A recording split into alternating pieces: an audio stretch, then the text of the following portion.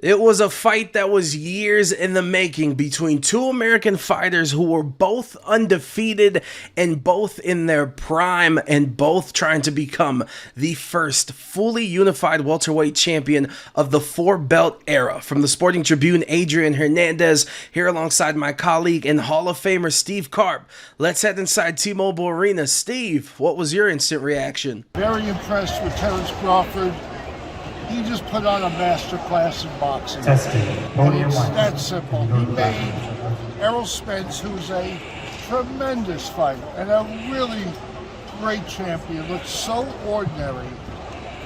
It was just amazing as this fight went on. I'm sitting with Arash Markazi, and I'm saying, can you believe how easy this is? That second round knockdown changed the entire fight, because once that happened, Errol Spence realized, well, I better come up with something else because this isn't working. And lo and behold, he didn't have a plan B or a plan C. And by the time he tried to come up with a plan B, it was over. I mean, Spence just dominated him. You know, it should have ended really, if you think about it, in the seventh round when he knocked him out twice. He should have been out by then. But you know what? Good for him for hanging in as long as he did. Check. And look, the fill-out process was about 2 minutes, and the rest was history. To your point, he had just the eyes. He was focused, lasered in, a masterclass. To your point, I gotta ask you, Steve, you're a Hall of Famer for a reason. You've been to plenty of fight nights and covered so many fights. In terms of dominance, where does this rank? It's up there with like Mayweather taking Canelo Alvarez out, or Mayweather beating Ricky Hatton, or Pacquiao beating Oscar De La Hoya. It was that kind of a feel to this fight. I mean, I've seen both of these guys fight in person before, and Spence is a really, really good fighter. I keep coming back to this. Really quick, have you ever seen him back up the way he has? No, because nobody was able to do it like Crawford.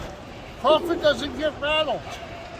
He's so smart. He has an answer for everything you do.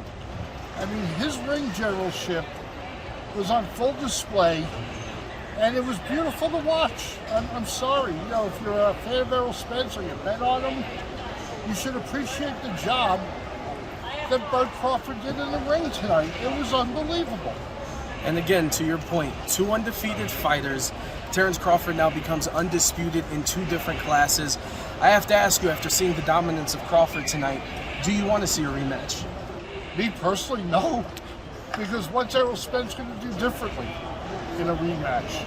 I mean, what are you going to do, fight it as middleweights or, you know, I mean, Crawford's a welterweight for a reason. Okay? If Spence wants to move up to 154 pounds, that's his business. I don't think Crawford should move up right now. And at his age, you know, at 35, he's a young 35. He can make weight. He can get in shape for these fights. It's not like it's a struggle for him on the scale. So I personally would just as soon not see a rematch.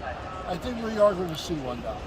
Because I think Spence is going to really try to sell the fact that, you know, he wasn't himself and whatever, but it was Bud Crawford who made him not himself.